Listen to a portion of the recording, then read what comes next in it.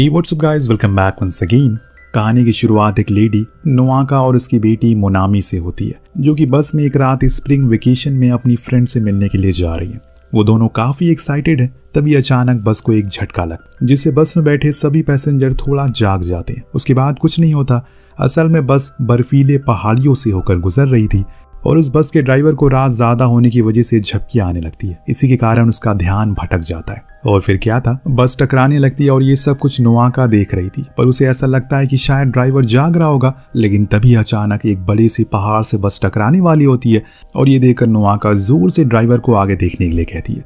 लेकिन दोस्तों तब तक बहुत देर हो जाती है और वो बस बर्फ से टकराने की वजह से सीधा खाई में गिरती है। उस वक्त नोआका सिर्फ अपनी बेटी मोनामी के बारे में सोच रही थी। वहीं दूसरी तरफ उसी समय नोआका का हस्बैंड हिसुको अपने घर पर बैठकर नाश्ता कर रहा था और साथ ही न्यूज़ भी देख रहा होता है। तभी अचानक न्यूज़ में उस बस एक्सीडेंट की खबर आने लगती है और उस वक्त तक हिसुको को ये बात पता नहीं होती कि वो वही बस है जिसमें उसकी पत्नी और उसकी बेटी है।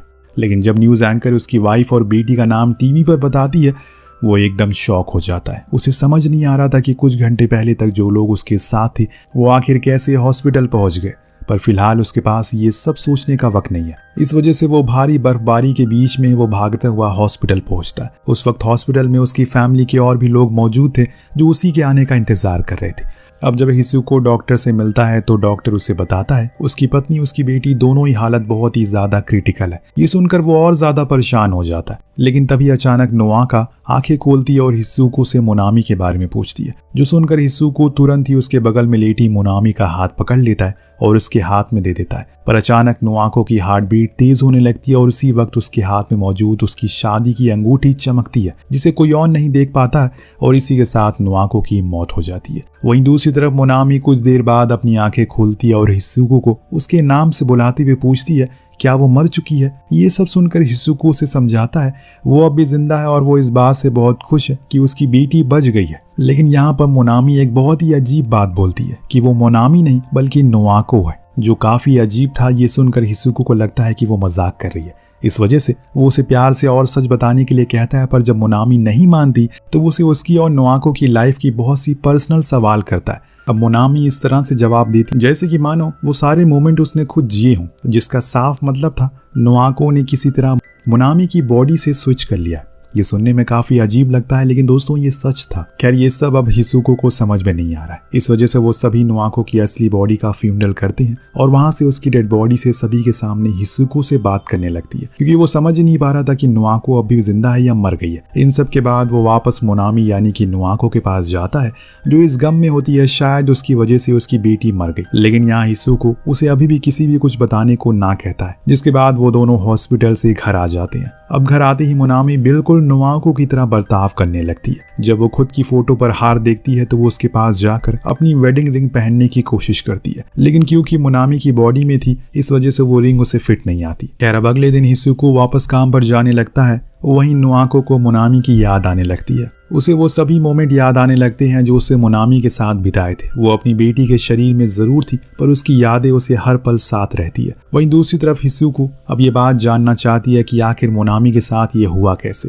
इसीलिए वो लाइब्रेरी जाता है और पोजेशन से रिलेटेड सभी किताबें पढ़ने लगता है और उसमें उसे एक सेम केस मिलता है जिसमें एक लड़की जिसे चिकन पॉक्स हुआ था वो मरने वाली थी, लेकिन वो रिकवर हो जाती है किसी दूसरी लड़की की पर्सनैलिटी के साथ जो कि उसी वक्त पर मरी थी। अब इस केस में इंटरेस्टिंग बात ये थी कि वो चिकन पॉक्स वाली लड़की उस मरने वाली लड़की के बारे में सब कुछ जानती है और यही वजह था कि शायद उसने उसके शरीर को पॉजेस कर लिया था। लेकिन 2 साल बाद वो लड़की जो पॉजेस हो गई थी वो खुद असली रूप में आ जाती है और वो पोजेशन उसके ऊपर से खत्म हो जाता है। ये सब पढ़ने के बाद हिसुको जब घर वापस आता है तो वो देखता है कि नोआको मोनामी की स्कूल ड्रेस पहनकर खड़ी है और उसकी ड्रेस की स्कर्ट बहुत छोटी है। जिसके बाद वो दोनों डिनर करते हैं और सोने चले जाते हैं।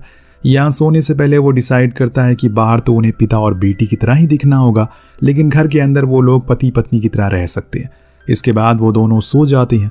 अगली सुबह नोआको मोनामी के स्कूल जाती है, जहाँ उसकी दोस्त उसे देखकर काफी खुश होते हैं। वहीं हिसुको उसकी टीचर से जाकर कहता है मोनामी एक बड़े खतरे से बाहर आई है। तो कुछ समय तक उसे स्कूल में बच्चों के नाम वगैरह याद नहीं रहेंगे, जो कि एक वैलिड रीजन भी था, जिस वजह से उसे इसमें कोई गलत नहीं लगता। अब मैथ की क्लास नोआको को काफी मुश्किल लगती है, हालांकि क्योंकि वो मोनामी की बॉडी में थी इस वजह से उसे सीखने में काफी कम वक्त लग रहा था। इसके बाद शाम को जब हिसुको नहा रहा होता है तब नुआको अंदर आ जाती है, जिससे वो काफी शर्मा जाता है, पर तब वो याद दिलाता है कि वो उसकी पत्नी है। इसी तरह एक दिन वो दोनों एक मीटिंग में जाते हैं जो उस बस एक्सीडेंट में मरने वाले लोगों को कंपनसेशन देने के लिए थी। उसमें सभी लोग इस बात पर बहस कर रहे थे कि आखिर उन्हें कितना कंपनसेशन मिलना चाहिए। ये सुनकर नुआको को काफी बुरा लगता है। इस वजह से वो रिक्वेस्ट करती है कि उस हादसे में किसकी गलती थी, इस बात का पता लगाया जाए। ये सुनकर वहां मौजूद ऑफिसर कहता है कि वो उनके बस ड्राइवर की गलती थी। इसके बाद वो उसकी बेटी को वहां सॉरी कहने के लिए बुलाया जाता है, लेकिन वो लड़का वहां आकर काफी नर्वस हो जाता है क्योंकि सभी उसके पिता को खूनी समझ रहे थे। इस वजह से वो अच्छे से माफी नहीं मांगता और भाग जाता है। लेकिन तभी नुआको उसके पीछे जाती है और उससे बात करने की कोशिश करती है, पर वो लड़का उसे ज्यादा बात नहीं करता और वहां से चला जाता है। इसके बाद नुआको हिसुको को बताती है कि असल में उस लड़के के पिता हिरोयुकी पैसे कमाने के लिए ओवर टाइम काम कर रहे थे, और अगर हिरोकी का बेटा शायद ज्यादा पैसे कमाता तो आज हिरोकी के साथ साथ आज शायद सभी लोग जिंदा होते। खैर, इन सब के बाद वो दोनों घर चले जाते हैं और नुआको स्कूल में काफी अच्छा परफॉर्म करने लगती है। सभी उसे देखकर काफी खुश थे। वहीं नुआको की टीचर टियाको हर वक्त मोनामी पर नजर रखे रहती है, जो बात एक समय बाद नुआको को समझ में आ जाती है और वो ये बात रात में हिसुको से शेयर करती है। तभी अचानक वो हिसुको से इंटीमेट होने के बारे में पूछती है, जो सुनते ही उसके मुंह से खाना बाहर आ जाता है। असल में भले ही नुआको जिंदा थी, पर क्योंकि वो मोनामी की बॉडी में थी और इसी वजह से उसने कभी उसे उस नजर से नहीं देखा। अब एक दिन टाइको सुपरमार्केट से हिसुको से टकरा जाती है, जिसके बाद वो दोनों बात करते हैं, एक पार्क में चले जाते हैं। अब यहाँ टाइको को देखकर हिसुको थोड़ा नर्वस हो जाता है, जिसके कुछ देर बाद टाइको वहां से चली जाती है। ये सब नुआको देख रही थी और वो हिसुको को मूव ऑन करने के लिए कहती है, लेकिन हिसुको कहता है कि वो उसका साथ देगा। इसके बाद नुआको उसे बताती है वो मेडिसिन पढ़ना चाहती है जिससे वो अपने साथ हुए पोजीशन को समझ सके। इस वजह से वो उसकी तैयारी करने में लग जाती है।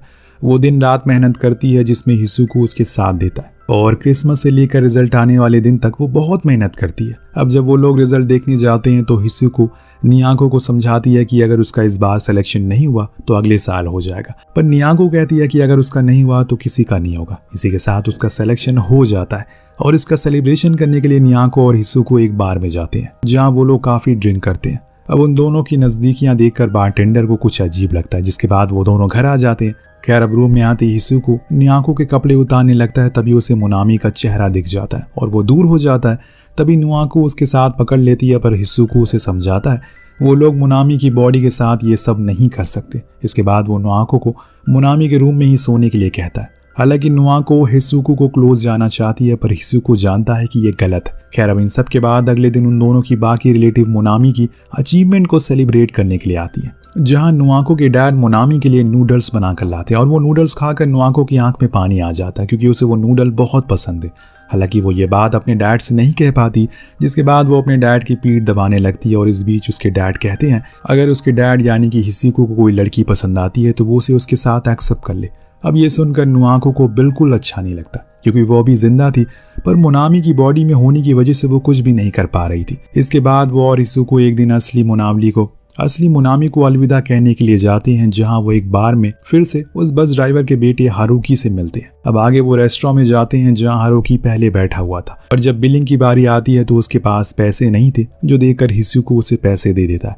इन सब के बाद मोनामी अपने कॉलेज चली जाती है, जहाँ वो अपनी पढ़ाई शुरू करती है। वो एक सेल बोट क्लब भी ज्वाइन करती है जिसमें वो सेलिंग करने के लिए समुंदर में जाते हैं। हालांकि हिसुको को ये सब अच्छा नहीं लग रहा था।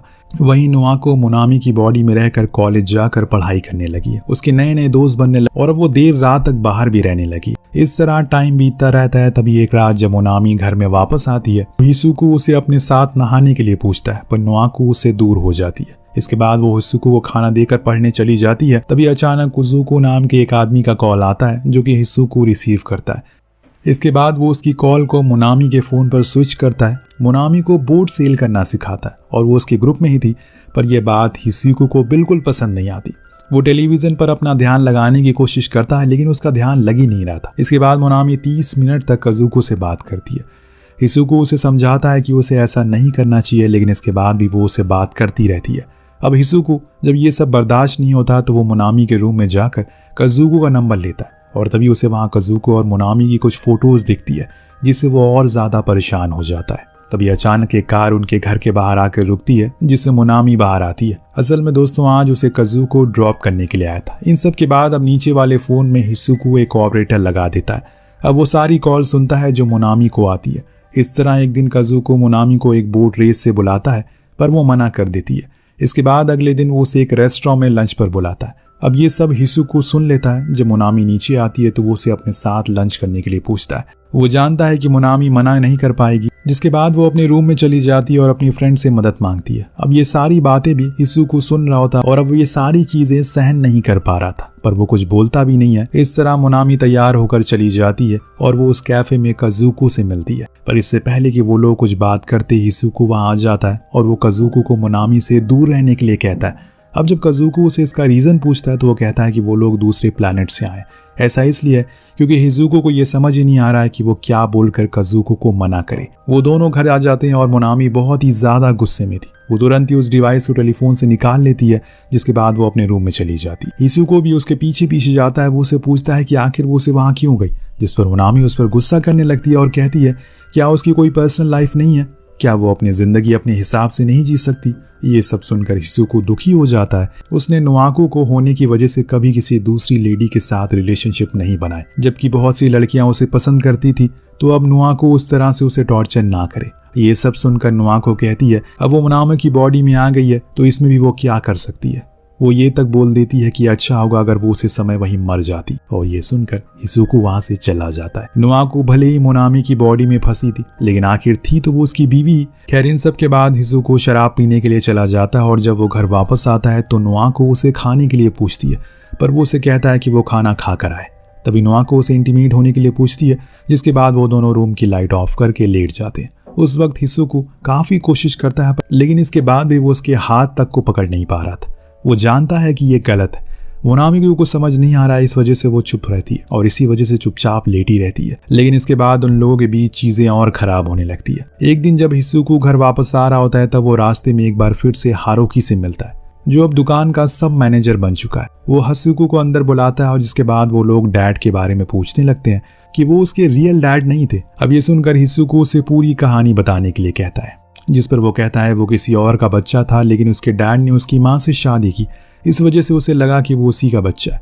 लेकिन 5 साल बाद उसकी माँ ने उसे सच बता दिया, जिसके बाद उसके डैड ने उन दोनों को छोड़ दिया। इस इंसिडेंट के बाद उसकी माँ पूरी तरह से पागल हो गई। अपने पिता से वो दूर नहीं रह पाया, इस वजह से वो उनके पास चला गया। उसे देखकर उसके डैड ने उसे अपने साथ रख लिया। वो कहते हैं कि भले ही उसके डैड ने उसकी मॉम को छोड़ दिया, पर इसके बाद भी वो हमेशा उनके इलाज के लिए पैसे भेजते रहे। उसे लगता है कि उसके डैड गैम्बलिंग करते हैं, लेकिन जब तक उसे सच्चाई पता चली तब तक बहुत देर हो चुकी थी, और इस वजह से हारुकी ने अपनी जिंदगी को बेहतर बनाने का सोचा, तभी वो अपनी फैमिली के साथ खुशी से रह सके, ताकि वो अपनी फैमिली के साथ खुशी से रह सके। और ये सब सुनकर हिसुको हारुकी को बताता है, मरने से पहले उसके डैड ने कहा था जब उसकी फैमिली खुश होगी तो वो भी खुश होगा। ये सुनकर हारुकी भी बहुत खुश हो जाता है। इन सब के बाद जब हिसुको घर आता है तो वो नोआकी को मोनामी कहकर बुलाता है। उससे कहता है कि वो अपनी जिंदगी अपने तरीके से जी सकती है। ये सब सुनकर नोआको टूट जाती है और रोते हुए अपने रूम में चली जाती है। अब अगली सुबह हिसुको सो रहा होता है, तभी अचानक मोनामी वहां आती है और उसे डैड कहकर बुलाती है। वो हिसुको से पूछती है वो तो बस अपनी मॉम के साथ थी, तो आखिर वो यहाँ क्या कर रही है, जिसका मतलब था कि असली मोनामी अपनी बॉडी में वापस आ चुकी है। अब हिसुको उसे सब समझने की कोशिश करता है कि इस तरह 2 साल तक उसकी मॉम उसकी बॉडी में रह रही थी और वो उसकी मेमोरीज को भी दिखाता था। ये सब देखकर मोनामी को कुछ भी समझ नहीं आता और वो वापस से बेहोश हो जाती है। ये बिल्कुल उसी तरह का इंसिडेंट था जैसे हिसुको ने उस आर्टिकल में पढ़ा था। शाम को वो सोती रहती है। इसके बाद जब वो होश आता है तो वापस से अपने डैड को हिसुको कहकर बुलाती है, यानी कि एक बार फिर से नोआको मोनामी की बॉडी में आ चुकी है। इस बात से वो लोग समझ जाते हैं कि शायद अब मोनामी अपनी बॉडी में वापस जाएगी। इस वजह से नोआको मोनामी को लेटर लिखती है जिसमें वो उसे सब कुछ उसे बता देती है। अब अगली सुबह जब मोनामी जागती है तो उसे लेटर पढ़कर सब कुछ समझ आ जाता है। इसके बाद वो भी मेडिसिन कंटिन्यू करने का डिसाइड करती है और इस तरह अब मोनामी की बॉडी में नोआको और मोनामी दोनों रहने लगती है। अपनी पत्नी और बेटी दोनों को वापस पाकर वो बहुत ज्यादा खुश था। धीरे धीरे मोनामी अपनी जिंदगी टेक ओवर करने लगी। वो दोनों अपनी बातें चिट्ठियों के थ्रू एक दूसरे तक पहुंचाते थे। इस तरह एक दिन मोनामी नोआको के लिए सोप बनाकर एक वीडियो भी रिकॉर्ड करती है जिससे नोआको को काफी खुशी होती है। उन सभी की जिंदगी इसी तरह चलती रहती है। लेकिन अब धीरे धीरे नोआको के जागने का टाइम कम होने जा रहा था। नोआको के जागने का समय कम होता जा रहा था। एक बार सोने पर मोनामी आती है और दूसरी बार जागने पर नोआको। लेकिन जब मोनामी ज्यादा अपनी बॉडी में रहने लगी थी तभी एक दिन हिसुको मोनामी को हारुकी की शॉप पर लेकर जाता है। हारुकी को देखकर मोनामी काफी अच्छे से रिएक्ट करती है और उसके नूडल की काफी तारीफ भी करती है, जिससे हारुकी उसकी तरफ अट्रैक्ट हो जाता है। और इसके बाद मोनामी हिसुको से नुआको को भी वहां जाने के लिए कहती है। अब घर पर जब वो वापस मोनामी की बॉडी में आती है तो इस बार वो काफी वीक होती है और उसे देखकर ऐसा लग रहा था शायद वो ज्यादा दिन नहीं बच पाएगी, जिससे हिसुको काफी दुखी हो जाता है। क्या उसे बचाने का कोई तरीका नहीं है, जो सुनकर नियाको कहती है कि नहीं। इस तरह एक दिन मोनामी जब फूलों की केयर कर रही होती है तभी वहां हिसुको आता है, जिसे लगता है कि वो नुआको है, लेकिन तभी मोनामी उसे एक पहाड़ के ऊपर लेकर जाने के लिए कहती है। अब ये मैसेज असल में नुआको का था, जिससे हिसुको काफी दुखी हो जाता है, क्योंकि ये वो जगह थी जहां वो दोनों पहली बार डेट पर गए थे और वहां जाने का मतलब था कि अब नुआको का शायद वक्त खत्म होने वाला है। इसके बाद अगले दिन वो दोनों उस पहाड़ पर जाते हैं जहां कुछ ही देर में मोनामी की बॉडी में एक बार फिर नुआको आती है। यहाँ हिसुको और नुआको काफी सारी बातें करते हैं, जिसके बाद नुआको हमेशा हमेशा के लिए चली जाती है। इन सब के बाद कई साल बीत जाते हैं। फाइनली मोनामी की शादी का दिन आता है। उसकी शादी हारुकी से हो रही है। जाने से पहले एक बार मोनामी हिसुको से मिलने के लिए आती है और जाते वक्त वो उसके चिन पर एक बार हाथ फेरती है। अब ये चीज सिर्फ नुआको ही करती थी, जिससे हिरोको को समझ आ जाता है कि वो असल में नुआको ही है। उसने अब तक मोनामी बनने का नाटक किया था ताकि वो दोनों अपनी लाइफ आराम से जी सके। इस बात पर हिसुको को यह समझ आता है कि शायद वो यही चाहती है। इस वजह से वो जाने से पहले एक मुक्का मारता है, क्योंकि ये वेडिंग का एक रिचुअल होता है। और इसी के साथ ये कहानी यहीं पर समाप्त हो जाती है। आपको कहानी कैसी लगी हमें कमेंट करके जरूर बताएगा। मिलते हैं अगली वीडियो में। Thank you so much watching. Peace out.